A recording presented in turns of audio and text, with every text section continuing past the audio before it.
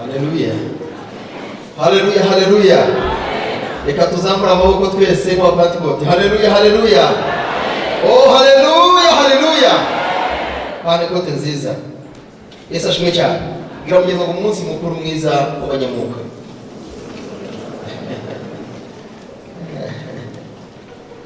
Nani ashimwe cyane. Uyu munsi ni umunsi mwiza ubera b'Imana. Umunsi wo kwibuka isezerano ryatanzwe imyaka 2000 irashize. Turi mu isezerano ry'Umwami, kandi twarahawe imbaraga mu buryo utaboneka amaso y'abantu, ariko uboneka mu maso y'Imana Isiyoni. Yesu ashimwe cyane. Bwira mugenzi wawe ngo bunyamwuka, umunyamwuka, umwira uti umunyamwuka. Umuri umwuka Imana arakuze basi. Ariko mubyifuriza ati mumwira uti rwose umwuka Imana arakuze. Imana ishimwe cyane. Bagiye twumva amagambo meza ari mu ndirimbo z'abaririmbyi bose pe. Nubwo twakumva biratwitaye, igitangaza cyakoretse ku bugingo bwateguriye kwakira rwose. Mbariza mugenzi ngo ubundi nubafasha. Ariko reka twongere somaririzinga amagambo yose twumvise tuyegeranye, tuyaresime, hanyuma ukuremo iry'imbaraga ikomeza imitima yacu kandi tugendana n'isezerano. Turasoma nyine muri Bibiliya nk'uko bisanzwe, ariko ndagira ngo ngende mbabwire ngo aya magambo ntabwo Pentecote ibayeho uyu munsi, ahubwo yabayeho kera kandi n'ibyari byarahano. Yesu ashimwe cyane. Ngira mugeze muri iryo sezerano ngo kubaho nawe uyu munsi n'iryawe nawe. Amen, amen. Ngira ngo sinzi umuntu ufasha na pera afite phone.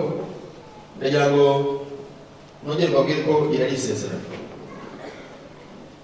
kandi isezerano ni nk'icyerekezo Imana ibishyizeho, n'imigabo n'imigambi Imana ibifite kugira ngo izagire ikikora, izagire ikigeraho, ndetse ikigezeho n'abayo. Ugomba kugendera mu cyerekezo cy'Imana rero, ndetse ukagendera no mu bushake bw'Imana. Kuzura umwuka wera ni isezerano, kandi bikongera bigasa n'itegeko, kandi bikongera bikabyara intsinzi mu buzima. Amen.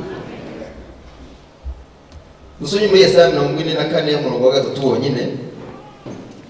Haleluya. 44 umurongo wa 3.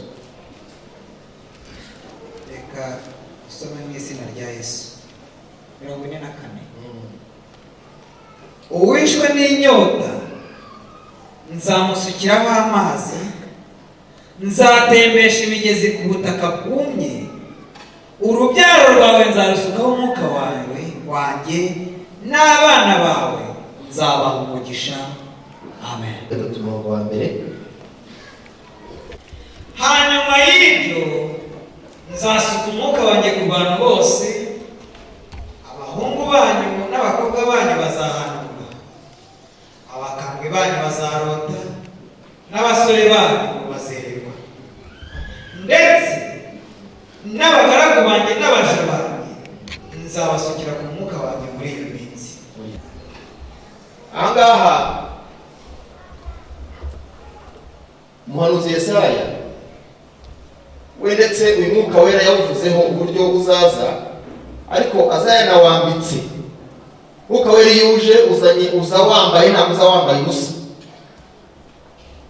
Avuga ko uyu mwuka uzaza ugasanga abantu baguye umwuma, hanyuma ukabanza ukabasuka ikintu bita amazi, bakaza bakiyumvamo ubuzima, ndetse ahumagaye hagasukwa amazi, hakongera hakabobera, hatari ubuzima bukaboneka. Umwuka waje ubuzima buraboneka. Niyo mpamvu habaho n'ibyiringiro, hakabaho no guhagarara no gukomera, umuntu akavuga rwose adafite ubwoba. Haba mu mwuka, haba no mu mubiri, nta bwoba buhari. Niyo mpamvu umwuka ugomba kuba mu mubiri muzima. Yesu ashimwe cyane. Mbwira mugeza ngo umwuka w'Imana namanuka n'ubuzima buraba buzima, n'umubiri buraba muzima. Ntabwo umwuka aramanuka gusa ngo tuvuge indimisha gusa, n'umubiri hari icyo Imana iwukoraho. Dukomere Imana amashyi tuyumvise neza. Umunsi Pentecote tukora iki? Yesaya rero avuga ati Yakobo we, urubyaro rwawe nzarusukaho umwuka wanjye kandi ndagiza uruhumusha. Ubundi abanyamwuka bagomba kuba abanyamugisha. Bwana Yesu asifiwe. Isezerano ry'umugisha ku banyamwuka rirahari n'itegeko, nitwe tubyangiza. Ariko twebwe nk'abanyamwuka nk'itorero ry'Imana ryuzuye umwuka wera, rifite Imana y'ubutatu bwuzuye, imigisha ni yacu.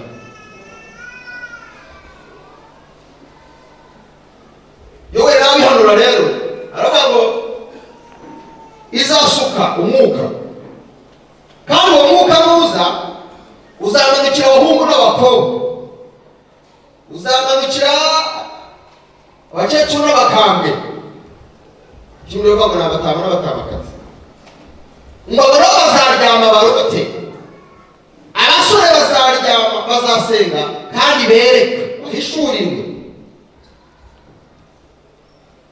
Izasuka umwuka wera kandi wayo kandi mwinshi, kandi umwuka uzamanuka ufite icyo ugiye gukora. Nyavuga ngo muri iki gihe dukwiye kugira umwuka w'Imana uduhishurira. Haleluya. Niba ari umuhanura ni ukuvuga ibitarabaho kandi tukabivuga nk'ibibayeho. Icya kabiri, abasore n'abakobwa bazerekwa, ni ukuvuga ngo hari ibintu bigaragara mu maso y'Imana n'abantu bayo ariko ab'isi batabona. Nta kindi kizatuma ayo maso aboneka, ni umwuka wera uzabona. Bariza mugeza ngo ubuduzi bizabejo. Ntabwo muri kamera mu bwenge bwa kimuntu no muri tekinoloji bajya bagahusha amatariki n'iminsi. Bigeze kuvuga umunsi umwe ngo umwaka w'2000 ngo ibintu byose bizahagarara, kompiyuta zizahagarara, barabihanura hirya no hino. Ati madamu White yabivuze ngo n'iki byose, ariko 2000 turakomeza ngo tubayeho. Ariko abenshi bose hari biteguye kujya mu ijuru. Abo ni abantu bashyiraho iminsi n'ibihe, ariko ibyo si ibyacu kubimenya. Data wenyine, haleluya, yari kugira ngo nta n'ubwo azagisha ko twaje kubwira intore ze, kandi acishije muri Imana y'umwuka. Ukwiye guhabwa umwuka wera ubasha kukuyobora akumenyesha iby'isi n'ibihe. Bazaryama barote, abakecuru n'abakobwa. Umusaza n'umukecuru basenga Imana, bubaha Imana. Iyo baryamye bakarote bakurotoreye, itegure ko izo nzozi bityo zisohora cyangwa uzazibonesha, kuko ni isezerano. Niyo ahubwo n'abakobwa bahanura burya ni isezerano, nubwo Satani yabivanze. Ariko nubwo abivanga rwose humura, uzabivangura arahari. Ngira mugeze ngo humura, nubwo Satani abantu bagiye bavanga ariko Imana izabivangura. Haleluya, haleluya, haleluya. Ni isezerano, kandi uwo mwuka uzaturuka ku Mana. Ntabwo uzaturuka mu bantu n'abahanga n'abanyabwenge, nta n'umuteolojiye waza kwigisha abantu kuzuza umwuka wera. Ni impano ituruka ku Mana. Twasomye rero mu byakozwe n'intumwa hariya mu ndirimbo twabyumvise ibice bibiri, kugira ngo tuhagiremo gatoya hanyuma mwumve. Ubu ni isezerano ryasohoye rero, nubwo byahanuwe kera ariko igihe cyarageze birasohora. Yesu agiye gusubira mu ijuru, arababwira ati muhumure ndagiye, ariko namwe ndabaha itegeko. Yesu ashimwe cyane, kugira ngo muzasigare muri abagabo nyabagabo, aricyo mukwiye kubanza gukora. Ibice bibiri uhereye ku murongo wa mbere muri icyo hepfo gatoya nakubwira aho ugarukira. Uko umwuka wera yamanukiye intumwa, umurongo wa mbere. Umunsi wa Pentekote usohoye, bose bari bari hamwe mu mwanya umwe bahuje umutima. Nuko umuriro ubatungura uvuye mu ijuru, umeze nk'uw'umuyaga uhuha cyane, ukwira inzu bari bicayemo. Haboneka indimi zigabanije zisa n'umuriro, ururimi rwose rujya ku muntu wese wo muri bo. Bose buzuzwa umwuka wera, batangira kuvuga izindi ndimi nk'uko umwuka yabahaye kuzivuga. Muri Yerusalemu habaga abayuda b'abaturage b'abanyadini, bari baraturutse mu mahanga yose ari munsi y'ijuru. Uwo muriro ubaye, abantu benshi baraterana, batangazwa n'uko umuntu wese yumvise ba bandi bavuga ururimi rw'iwabo. Barumirwa, bose baratangara bati, mbese aba bose bavuga si abanyagalilaya? None se ni iki gitumye twese tubumva bavuga indimi z'iwacu za kavukire, kandi turi abapariti n'abamedi n'abanyeramu n'abatuye i Mesopotamiya n'i Yudaya n'i Kapadokiya n'i Ponto no muri Aziya n'i Furugiya n'i Pamfiliya no mu Egiputa no mu gihugu cy'i Libiya gihereranye n'i Kurene, n'Abaroma n'abashyitsi n'Abayuda n'abakomeza idini yabo, kandi Abanyakirete n'Abarabu turabumva bavuga iby'Imana mu ndimi z'iwacu. Bose barumirwa bibayobeye, barabazanya bati mbese ibi ni ibiki?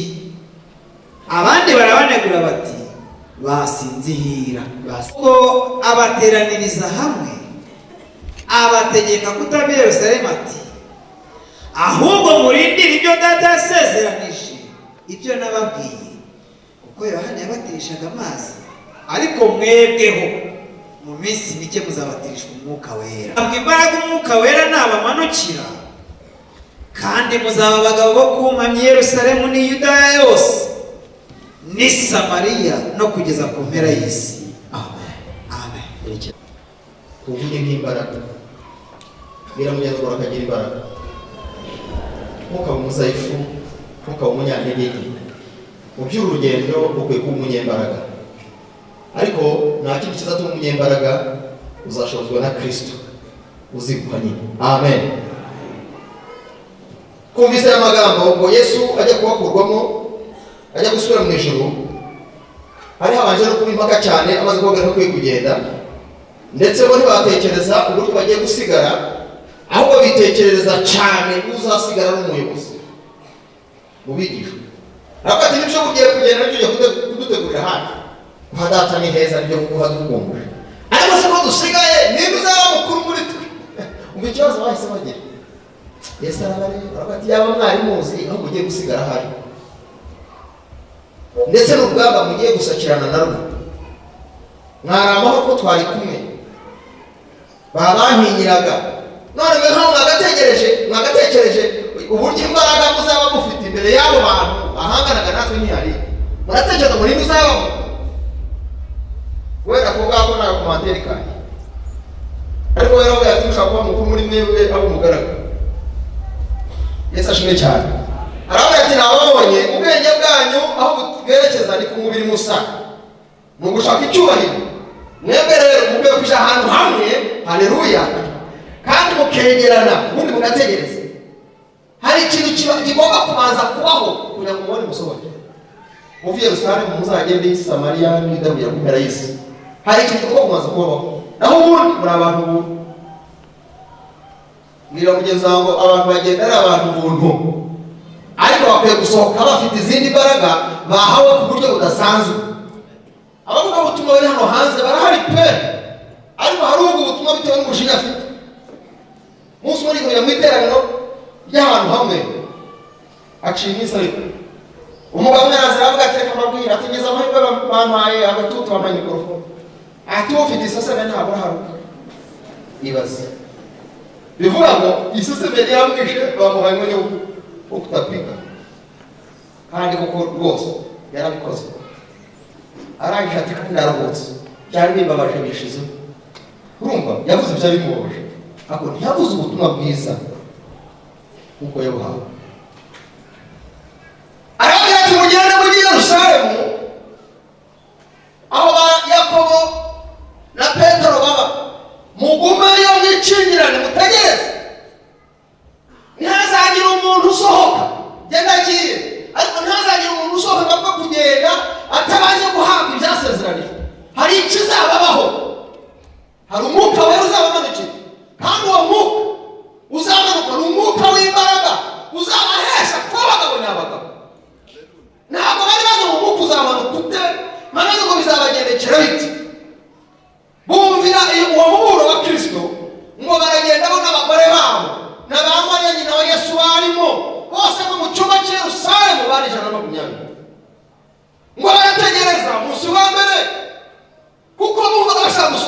kugera nibaza muri iyo minsi 10 bamaze aho ngaho bararyaga barabanyaguriraga hari abacamukaga bagasohoka cyageze biti ariko ngo bari hamwe mu mwanya ngo ariko kandi bahuje n'umutima. Yesu ashimwe cyane.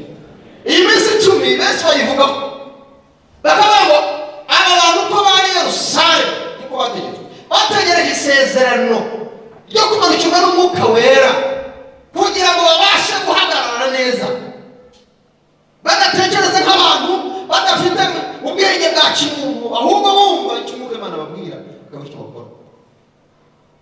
Ngo bamwe ntabwo bahuzaga, ibaze urumva abigishwa 12 n'abandi bose kujya kubanira 20 n'abagore n'abana n'abamariya nyina Yesu n'abakundana na bose bakusanyitse kugira ngo azabantu asanganye iyo mitima ishyire hamwe, itekereze kimwe, ijye muri mundi imwe, bategereze ikintu kimwe. Ntabwo byari by'umunsi umwe, biravuga ngo ntabwo ari by'umunsi umwe. Haleluya. Ku munsi wa mbere wa kabiri wa gatatu wa kane wa gatanu, umunsi wa kane wavuga ngo kuki isezerano ridasohora, batangira kwirebanaho. Umwe akajya gisanga mugeza ati mwene data burya yamureba ngo murareba amarashi akwibaza ngo Imana yakuremye nawe umva bari iyo nanjye ubuze isezerano gusohora nirisohora. Ngo bamaze kwezwa no gutunganywa, imitima imaze kuba imwe, imyumvire ari imwe, urukundo ari rumwe, bose babaye umwe, ngo habaho umuriri. Haleluya. Mukabari ntabwo kumanuka gusa. Niyo mpamvu Yesu yabareje ngo mubanze mujya mu cyumba ahantu Yerusalemu mugumeyo mutegereze. Mutegereza rero Yesu yabareba arabazana imitima yarayirondora arayimenya, abaza guhuza imitima mbariza mugenzi wawe ubundi turahuje wowe. Niba nahuje nawe rero tudahuje Umwuka w'Imana kumanuka hagati yanjye nawe biragoye. Baza unyiyumve mu mwiyumve mu ndebe nka mwene so unkunde nk'abo tuzajyana mu ijuru. Bwana Yesu asifiwe sana. Haleluya. No gusuza mugenzi wawe bisigaye bikugora nshuti, no kumwifuriza umugisha birakurusha. Wahamara akanya Umwuka w'Imana namanuke. Tumaze iminsi hano duhamagara ijuru, hari benshi bahawe Umwuka we baravibuye kabisa, indimi ziraturika. Ariko Imana ishimwe turacyafite agahenge, hari aho byumye byakamye, hari n'abazamuka bajya kuvuga ngo bishoboka bakubita batwacishije, cyangwa umuntu yazamuka guhanura bagatera indirimbo bakamuzima. Nyamara umuntu ahita abatambyi bajya barahira bareka kutazazima Umwuka we. Ariko iminsi mibi ya nyuma turimo ababirahiriye ntibari kubikora. Yawe reka nkubwire nshuti, wuzura Umwuka Wera n'isezerano. Idini rizakubuza kuzura Umwuka Wera uzarivamo uzagenda ahandi barasenga. Komera Imana bashyira mu byumvise neza. Urahije ukuri ko hari abantu udashaka kwemera ngo uhanure mu idini ryawe. N'ibitaro byateranye ngo uva yiti ndubiteka bakagutumye protokoli ikuguhehe ndasika gutwara. Fata mukanda gutwara intamike cyangwa bati ceceka uraderanja ukideranje. Muri Kigali ariko mwibera muri Bethesda abanyarwanda bo n'ibyaduye. Ariko isezerano kubera haleluya mushatse natogota mwese hatuza ngo mugatugoka sezerano rikabasohora ubundi twarata. Izo nizo mbaraga n'ubundi kuko bari muhabwa imbaraga. Haleluya. Nibwo muzasohoka mugahera Yerusalemu mukavuga ngo Umwuka amaze kumanuka umuriro wayaho ngo barahurura Yerusalemu yose irahurura yegera iyo nzu. Mumvise tambura bagatera, mumvise umuhindo, mumve umuyaga uhuha ibintu n'ibiki, mumve ngo hari ibintu bimaze kuntwakira pana. Ngo maze amahanga yose yaramusenye muri Yerusalemu. Ariko kuki Yesu yabohereje Yerusalemu? Mugenzi wawe hateraniye amahanga menshi, abantu bakunda umujyi. Umwe wese wabaza umuntu yaturutse yasanga harimo n'Abadage. Kandi aho ngaho rero niyo tageti y'Imana. Yesu ashimwe cyane. Yesu abohereje Yerusalemu ati nta mahanga menshi n'abanyedini n'abakunda idini yabo ariko badakunda Imana bose barahari. Ariko mugere ntuzasohoza isezerano, bose barirebe baribone. Haleluya. Imana ikora ibintu ifite ubushake kandi ifite tageti. Ntabwo Imana ipfa kuzuza ubunyanga, biramuye ngo ibikuhe kubera impamvu yazo. Tukajya muri gahunda irakunyanyiriza mwishikane cyane. Bwana Yesu asifiwe sana. Ariko kandi mutegereze ibyahanuwe bisohore, muhabwe Umwuka Wera maze nimurangiza muzasohora. Kandi muhere Yerusalemu mugere Yudaya na Samariya muzagera ku mpera y'isi, mufite icyerekezo biyereka amavision. Ifite vision nayo. Niba u Rwanda rufite vision 25 ni Uwiteka ufite vision tuzagera ku mpera y'isi. Haleluya.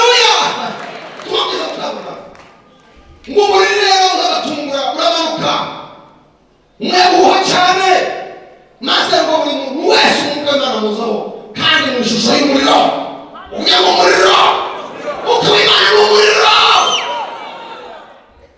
mukamara kuvuga ibintu batudodoreka ni umuriro utransforma uhindura utwika ukura ibintu ashyira ibintu ni umuriro ngo buri muntu wese ukandaza ururimi binyuranye bituma bari hanze bumva indimi z'iwabo zakavuki bamwe birabatanga bati kuki bavuga banyuranye basinze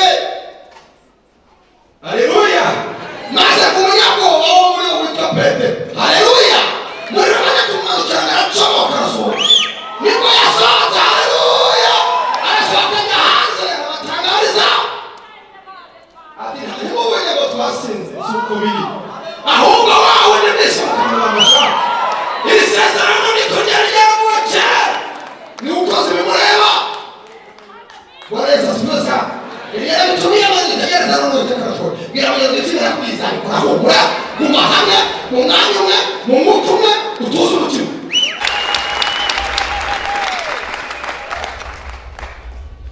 mwumvise amahanga ya Petero ni Yerusalemu ngo yose aratanga wareza sinoza naje kubabwira rero guhabwa umwuka ni imbaraga icyambere ni imbaraga z'umubiri uzitonera umuntu wazamutse mu numvise n'abandi bahanuzi bahanuriye abanyarwanda bari muri Kongo mu gihe cy'ubuhunzi bajya kuriha muri Kongo buriya mu gitondo akabyuka akajya mu giti agahanura akababwira ngo yemwe bwoko bwanyu nimwihane bihane ibyaha byanyu ngo kandi nijya mubatangariza yuko buri muntu wese uko yagenje ariko azagenzwa nimutangarukira nanjye sinzabagarukira arababwira ngo kandi dore musubiye mu gihugu cy'iwanyu ngo kandi buri muntu wese uko yagenje ariko azagenzwa hari bazajya mu nzu y'imbohe n'abandi bazicwa bagapfa saa 11 kongera kuva mu giti akagera bagera muri shitingi bukeye mu gitondo noneho ngo aravuga yibaye ubwoko bwake ubwo yahanura agahumirije ari mu yindi monde y'umwuka nyine maze ngo bigeze saa 2 za mu gitondo akazuba karashe ijwi rikomeza kuvugira muri cya gitumba ngo shitingi zose ziraza zirema munsi y'icyo giti harimo n'abasirikare n'abajepo bigera saa 3 ajya hano ngo afunguye amaso ngo arebye hasi ngabona ibihumbi n'ibihumbi by'abantu bararamye bamureba aravuga ati mwami rero wankoresheje amakosa ubundi nigenderaga butaracye nta wambonye none dore saa 3 zangereyeho ni wowe wabikoze none rero umpe gupfa neza ndabizi bamwe barakora mu ijisho abandi bakora ku kuboko ariko umpe kutumva urupfu ngiye gupfa naho Imana ifite gahunda haleluya najyaga imubwira ngo nzakumenyekanisha ntabwo ndi Imana ikorera mu mwijima mwana hagaragara kandi hafatika iramura ngo zakugaragaza bamenye ko ndi umukozi wanjye akagibaza uko bizabigenza nawe ukumve bizamutega imushyira mu mwuka mwinshi umukerere uracye saa 3 aravuga ngo amaze guhanura naho ngo hasi aho hari imbaraga z'Imana zabamanukiye zabamenaguye n'uhagaze arahagarara ati atagaduka arafata umukozi w'Imana iyo ngira amahirwe akabanza kwamboraho hacira kabi hacira imivumo ibyo arakoze nawe wanatekereza ko nta mpamvu bamugabagaba arangiye ngasenga isengesho rero ati nyagasani Imana yanjye rero waravuze ko nagukoreye minsi yanjye gukora yariye waravuze ko mpaye gutaha naho urugendo ruracyari rero birabuza kubiheba ubwibihe n'ibyo ureba hari umugambi w'Imana kuri wowe haleluya korera Imana yawe kora uko umwuka gutegetse gukora n'ibyo utayigomba humura bizabirangiza arangije gusenga aravuga ati n'ahandi sindi bugume mu gitara amanuka amanutse ngo bageze hasi barihinda batanga inzira imeze nk'ikorodoro barihinda baravuga ngo umukozi w'Imana ngo bamuyihe shitingi ngo baheje umukozi w'Imana niko ajya dusengere n'abasirikare bamaze dusengere ruguru dukoreho tubwire Imana itubabarire aho yatekereza ko bagiye kumwica ahubwo bamwikubita imbere haleluya imbaraga z'umwuka wera n'umwuka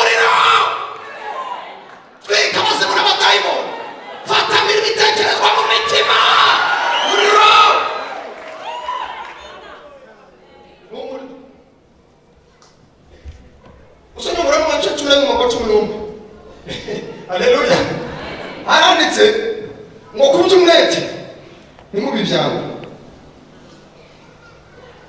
kubyo umwete nimubi byawe ibyangwe n'ingari si n'abantu nyine bagoyigoyi ugenda ukagira ngo yagenda ukajya muri maraso no ukibaza ibyo ari byo icyakora byose ugasanga nta gahunda sa nta byiringiro nawe ubwe nta byiringiro afite nta n'icyizere yifitiye nimubi byangwe nimwe abanyantege nke mukore kandi mukore imirimo y'Imana mufite imbaraga z'umuriro mu mitima yanyu. Yesu ashimwe cyane. Yesu ashimwe. Kandi akamubwira kugwiza imbaraga zo mu mutima nuko mu mutima wawe harimo imbaraga z'umuriro ziguhesha kwizera bitaboneka ntibiriho. Ibyo birenze ubwenge bw'abantu n'ibyo twiga mu mashuri hirya no hino. Kwizera bitaboneka ntibiriho n'izindi mbaraga n'ubundi buhanga n'indi mpano mureke tubihane kandi Uwiteka arabidusezeranya azabidukorera. Komera Imana amashyi mubyumvise neza.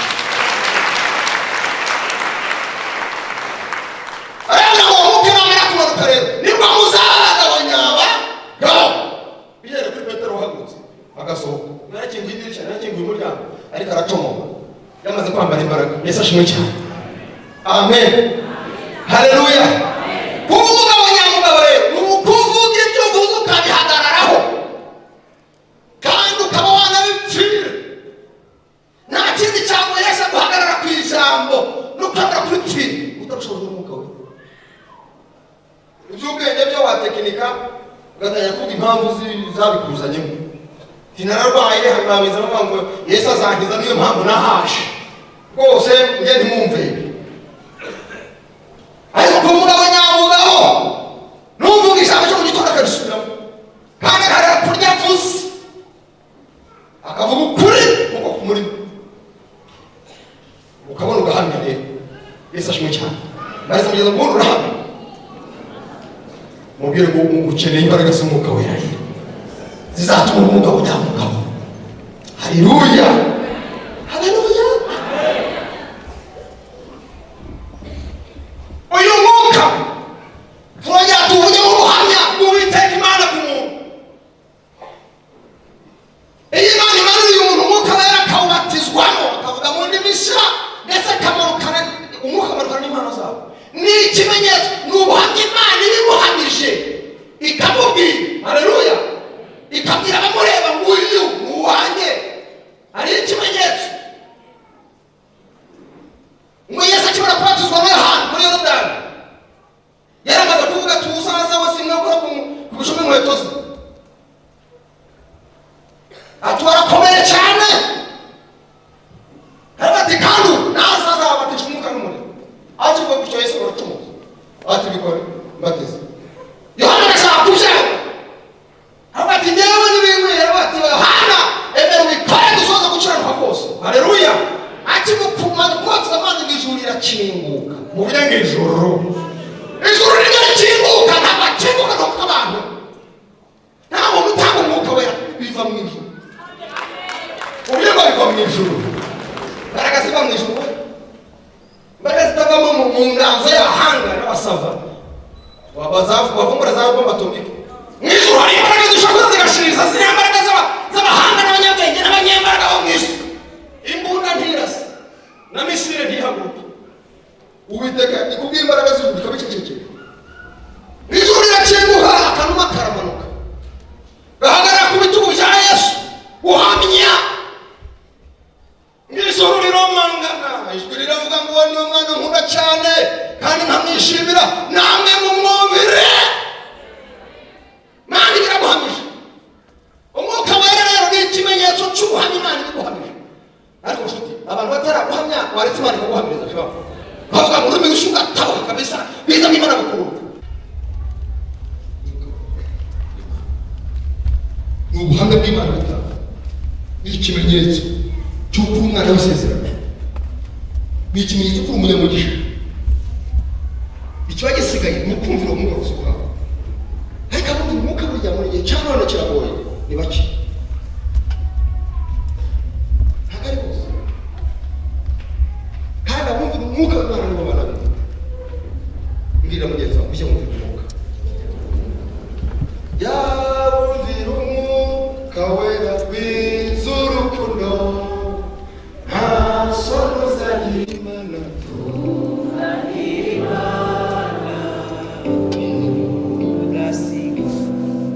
Udasiba ngo bamaze guhuza umwuka, bamaze guhuza ibyiyumviro, ibitekerezo, babaye umwe, umuriri urabatuma. Ngirira mugenzi wawe ngo kuva uyu munsi njyewe nawe tubumwe. Umbwire, ngira nkugire Satana mware, ngira nkugire abadayimoni bahunge, ngira nkugiremo imbaraga, ngira nkugire isezerano risohoke. Kandi babiri bahuje umutima, Imana irabasaba. Imana ishimwe cyane, Imana ishimwe. Mwuka wera n'umuriro n'imbaraga ziva mu ijuru. Ndabyibuka umunsi umwe umugabo umwe wari ufite isezerano ku buzima witwa Samusoni, ngo umwuka w'Imana ngamuzaho cyane, ngo ageze mu mizabibu yari kumwe na se na nyina, ngo kubitana n'umugunzi w'intare, ngo ako kanya umwuka w'Imana amuzaho cyane, arasimbuka arawufata arawutanyaguza kubw'umwuka w'Imana wamujeho. Hari ibintu bigomba gukoresha ubuzima bwacu, umubiri wacu ugakora ariko ubiheshejwe n'umwuka wera. Hari imbaraga ushobora gukora ibintu byananiye abahanga n'abanyabwenge kubw'imbaraga z'umwuka wera, kandi uri umuntu nkanjye. Eliya yari umuntu nkanjye, akagabo gato k'imperu ariko agategeka ijuru rigakinga imvura, imisozi igakakara kabisa, akongera agategeka imvura ikagwa. Ari akagabo gato muvuge ngo imbaraga z'umwuka wera. N'ijuru hari imbaraga zirashaka kumanuka rwose, uriteguye? Abawufite nimukomeze, ndetse muwutokere, mukomeze muwukorageze, ntukazime. Uwo muriro wa Pantekote uhare waka ku gicaniro, ntukazime. Mbwira mugenzi ngo ntukazime, ntukazime. No mu buhanuzi ntukazime, mwiyerekwa ntukazime. Mukumva ijwi ntugaceceke, iryo jwi ntigaceceke ubuzima bwawe.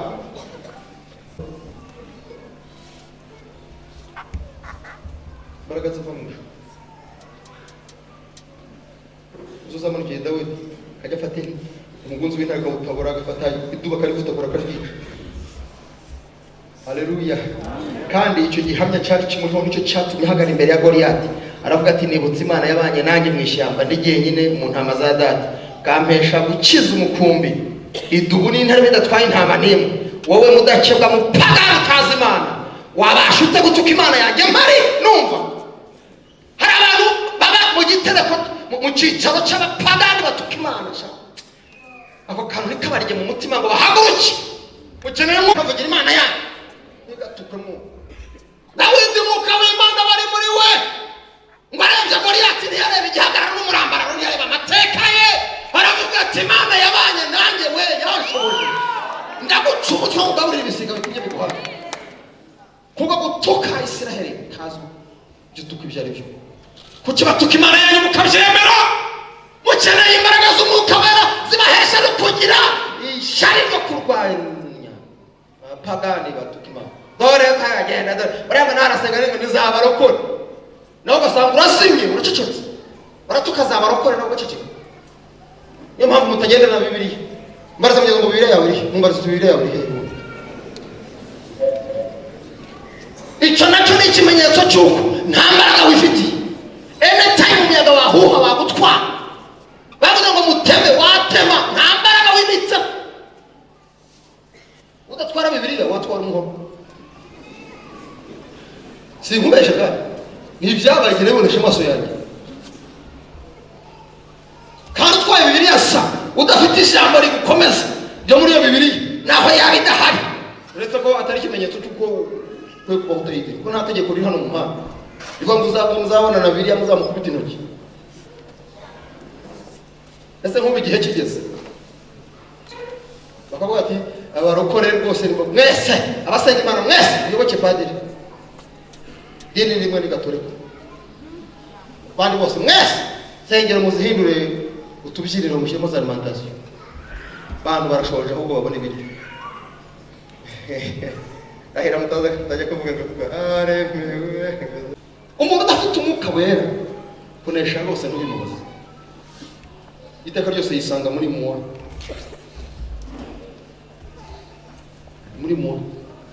yisanga hasi. Haleluya. Ijambo ry'Uwiteka riza kuri Zerubabeli, bamwe ngo wiyita iki wa musozi imbere y'umugaragu wanjye Zerubabeli? Wa musozi, wa musozi w'ikibazo, wa musozi w'ikigeragezo, wiyita iki? Warumbaraye rero, wagaragaje ko nta nzira zihari. Muri we harimo imbaraga zinesha. Haleluya. Wa musozi we uzahinduka ikibaya, amahanga yose bazabimenya. Kuba ahagaze imbere y'umunyembaraga, kandi imbaraga zitava mu bantu, imbaraga ziva mu ijuru. Wiyita iki wa musozi we imbere y'umugaragu wanjye? Umva ari kubuhamya imbere y'umukozi wanjye, imbere y'umwana w'isezerano. Wa musozi we, ngira mugenzi wawe ngo bwira uwo musozi uhagaze imbere ngo wa musozi we, uti wa musozi we wiyita iki imbere yanjye? Ko ndi umwana w'isezerano, ko nuzuye imbaraga z'ijuru. Haleluya. Yesu muri Mariko 16 yarababwiye ngo nimugende mubwirize ubutumwa bwiza rero muri ayo mahanga mbohereje, kandi kumwe nawe. Yesu ashimwe cyane. Nawe bavuga ati gendagiye ariko nzamanuka mbane namwe buri muntu mu ruhande rwe mu isi yose aho muzaba muri, nzaba ndi kumwe no mu buryo bw'umwuka. Ati kandi mugende mubwiriza amahanga yose ubutumwa bwiza, bihana ibyaha byabo, mubabatize mu izina rya Data twese n'Umwana n'Umwuka wera. Iki musengera abarwayi bakire, mwirukane abadayimoni mu izina ryanjye, ngo naho muzakandagira naho mwari icyicaro nta kintu batwara na hato, ngo muzakandagira inzoka na sikopiyo. Haleluya. Umwuka w'Imana hari, icyica ntacyo kidutwara. Iyo umwuka w'Imana hari, haleluya, ubwoba burasha. Naho bakugaburira ngo urye hanyuma uhinduke nyamabara, uzabirya ariko bizasohoka nk'uko byinjiye, kuko bizahura n'imbaraga zirya izindi. Vuga ngo amina cyane. Nta munyamwuka upfa gupfa, kuko umunsi umwe barakomera. Imana ishimwe cyane, Imana ishimwe cyane, Imana ishimwe. Haleluya. Mwuka w'Imana akwiye kumanuka, akamanukira itorero ryo mu gihe cya none ry'Abanyisraeli vangavanze ibintu n'ibindi. Uje niko nasenga Imana avuga ngo umwami nyiribihe namanura umwuka wayo original, umuhanuzi ukura hanure, uhanura ibihwahwa zibe, kandi akaruta kandi kakamire.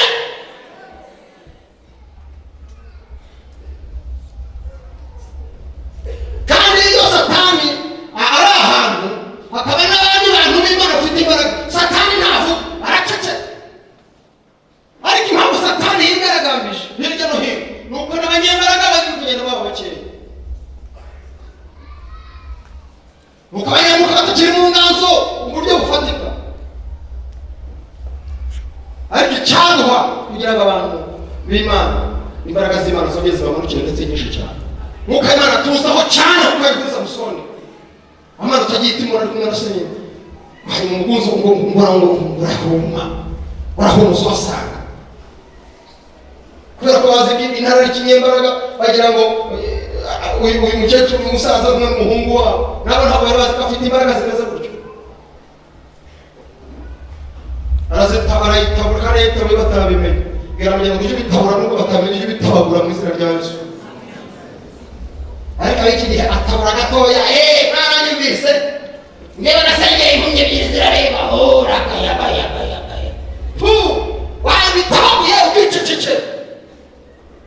Satani aravuga ngo genda ibivuge shaka ubundi icuro cyawe kibe kirangiye. Umworozi ngewe muranzi ubuje ndebaho, umugabo w'amavuta araje nguwo muhagurutse amavuta. Satani yaratubeshye. Yesu ngo yabakiza kwa ngo ugende ucicira mu gihugu ubwire mwitari wanyu mu mudugudu ngo bagerayo no bati yewe nuko sinabicete bose abaze ndwaye niba babaze ngo muzute nzava ngo ndacyarembye narakize yarije Yesu. Yesu ashimwe cyane. Mujye kabami korewe abana babivuga apana mwebwe bakoreshejwe n'Imana. hari inganzo aho byapfiriye naho Satani yinjiye. Abantu bigira ibitangaza, imbaraga z'Imana ziraguruka, basigara bakoresha imbaraga z'ibizigira byabo. Ariko icyatuma umwuka w'Imana umanuke, mbwira mugeze umwuka w'Imana kumanuke wese Yesu. Nisezerano. Ndashaka gusenga Imana ndetse ntabwo n'ubutinde. Dukeneye kwakira imbaraga. Imbaraga zikumanukira ukareba ibyo utahanganye abantu bakareba. Umwuka w'Imana ukuzaho, haleluya. Ugahabwa ubutware ugufata. Tigafata imbaraga z'abasura b'abadayimoni. Umuntu agasohoka mu badayimoni ye. Waba bareba. Harandi maso. Atangwa n'imbaraga z'umuntu. Ati gategetse mu izina rya Yesu. Ibyaro ry'abahanga n'abanyabwenge. Pastor Moro na Federica byaranze. Ariko ndategetse. Ngo taho basinzira. Bari tunini twarananiwe. Uburyo buhari imbaraga. Kandi zihesha umuntu wese uzagana gukiza. Bari cyane. Ni wuzura imbaraga z'umwuka wera. Iwawe abasi n'abadayimoni. Uzazongera kuza gucuranga. No gusenga. Achia! Haleluya! Ayo duteka kumuzomara. Bigahagara burundu. Yesu avuga ati kumwe namwe rero niba tushobora ati kandi nzaherekesha ijambo ryanjye ibimenyetso n'ibitangaza. Nzakomeresha ijambo ryanjye. Dukwiye kuvuga ko hari ibimenyetso bihamya. Amen. Amina. Narose twambaye imbaraga nyinshi. Narose twuzuye umwuka wera mwinshi. Narose dukoresha iby'ubutwa. Barabatwere voma. Haleluya. Reka mubwire. Reka mubwire. Kizakubwira ahantu hari inganzo y'umwuka original. Ntabwo abantu bose bazavuga ururimi rushya nk'uko umushumba mukuru avuga. Uzavuga urwanya mu buryo bwanjye na mu mabishop na mu bapasiteri. Nk'ubu twese tugira gutya bakumva umwuka ubwibye. Undibye niyo sare. Ariko uzajya ugasanga intero ni Amerika rababa ya mama shikara shokondorobo. Ya mama shokondorobo. Oya mama.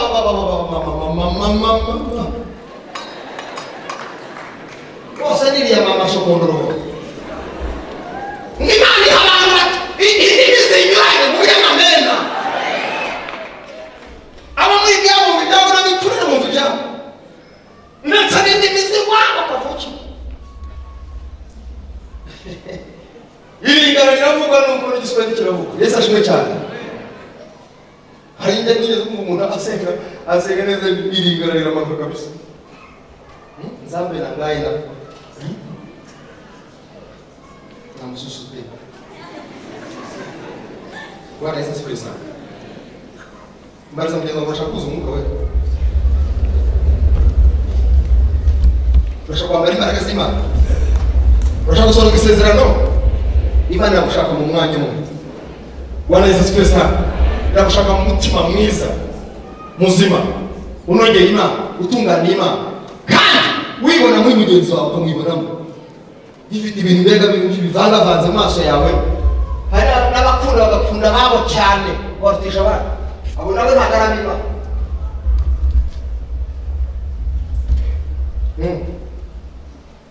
dukwiye no gukunda Imana yacu cyane. Ntagire ikintu kituza hagati yacu n'Imana ngo kitwitambike. Cyane cyane ikigegoma. Niba ukunda abandi cyane kuruta ko wakunda n'abandi. Bose n'ab'Imana, nabo bawe n'ab'Imana. N'abandi n'ab'Imana. Hari Imana mu bibwira si by'Imana yibwiye. Yesu ashimwe cyane. Bwana Yesu asifiwe. Haleluya. Twambara imbaraga. Icyakora muzabagabo nyabagabo uwo mwuka nabamanukira. Ngo muzabagabo nyabagabo kumva muri Yerusalemu muri Yudaya n'i Samariya kugera ku mpera y'isi. Kandi nibwo ibyo muzavuga byose bizagira imbaraga. Haleluya.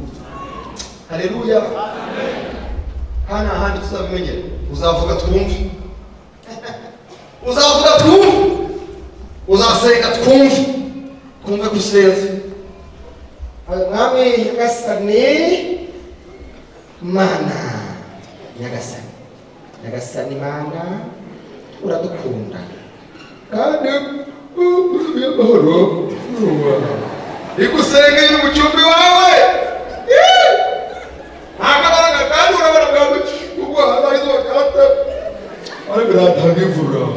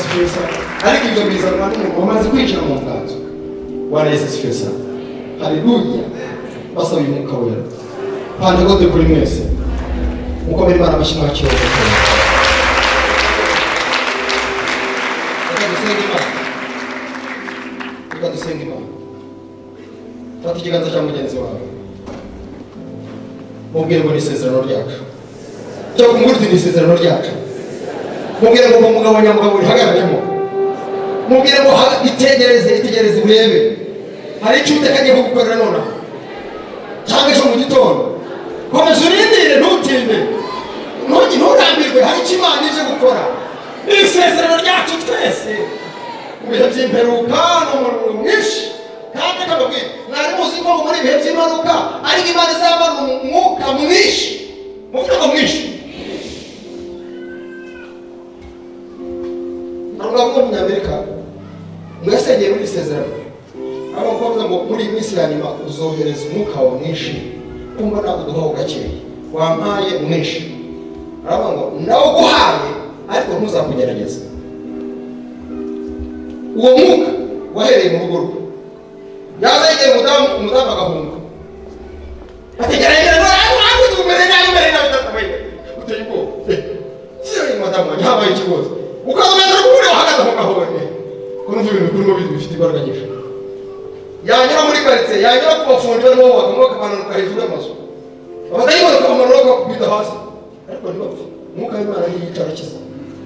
Yanyura ahantu mu basudira bakisudira intoki baterere bakiruka ava yarakati umwami gabanya wambaye kenshi n'indi uwiteka afite Imana. Haleluya! Ushobora gusana neza ugasaba uzakugerageza ariko Imana ikugenderera ati ngo buri muntu wese yamuhaye umwuka n'ururimi kandi akaruhuka kuko yaruhawe kuruvuga. Buri muntu wese ahabwa impano ijyanye n'uko Imana imuhaye. Ntukifuze ya mugenzi wawe Mana nanjye n'impanuro nzagushima ariko ubundi wakweretswe gusa abahanura bagahanura nabo. Ariko ashaka guhanura, agashaka kwerekwa, agashaka guhimbaza, agashaka kubyina, agashaka gucuranga, agashaka byose ubundi na kimwe bakirangije. Umugabo aravuga ati wambaye byinshi cyane nasabye ibyo ntazi babarira sinakubwiye. Kandi ubwo mu mbaraga afite naguhayeho nongejeho kandogerekamo. Imana ishobora ngo igashoreza ibiri mu isi byose ukayisubiramo yirago muvuge ngo byose keretse amazu n'ibiti n'amabuye abantu n'ibiguruka n'ibikururana byose yajya ngo ukagupfuna ugasubiraho amahoro. Mfite imbaraga. Yagendaga yagera ku kibuga cy'indege, yagera ku kibuga cy'indege cy'igihugu agiye kukwizamo ubutumwa bwiza nk'uko yagera i Kanombe.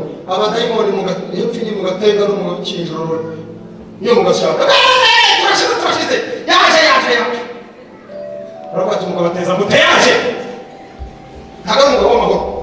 Araza abantu bagata iminwa bakirukanka kubw'ivyo rero ajya kugira mu ndege ageze asanga yasabye byinshi aho bati ngabanyiriza Nyagasani ngabanyiriza. Imana kugabanyiriza ni kugerageza isashimwe cyane cyangwa bituma wibona nabyo. Ariko uwo mwuka rero urabihatse byose. Zamura amaboko uko kumwe fata mugenzi wawe tugiye gusenera muhumure n'abazamura amaboko fata mugenzi wawe ubu udafite wafata cyangwa se ubundi kuboko dufite gufata akuzamure tugiye gusenga Imana duhamagarije isezerano risohora bimenyekane kuri Imana yo kwiringirwa no kwizerwa. Bimenyekane kuri Musa ari Pentekote kandi twibuke imbaraga zabanukiye abera abantu itorero.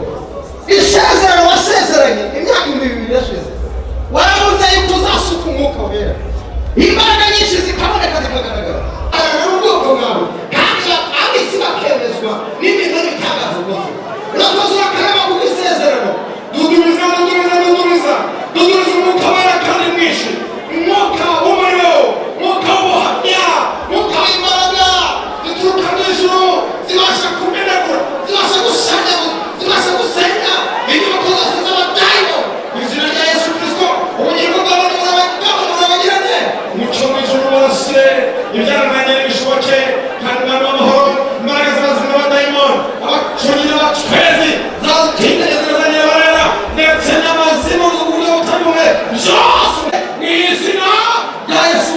Sezerano ryawe risohore imbaraga z'Imana zigaragare ubugingo bwose burabagirane kandi ibyiringiro n'ibyishimo biboneke ku buzima bw'ubwoko bwawe abahungu n'abakobwa bawe bahanure kandi bereke abakecuru n'abakambwe nibaryame barote bimenyekane ko ari isezerano bagenda mu nzira umuriro ubatungure mu izina rya Yesu. Umuriro ubatungure baryamye umuriro ubatungure bari mu kazi bakora umuriro ubatungure imbaraga nyinshi zibamanukire mwuka wera warishye ubuzima bwabo kandi ururimi rushaboneke maze bavuga izindi ndimi kandi impano zabo zimanuke kugira ngo umwami w'amahoro aho bari bose bazamenye yuko ari ab'Imana kandi Yesu cyawe kibariho. Urakoze urakarama urabikoze turagushimiye tugukomeye amashyi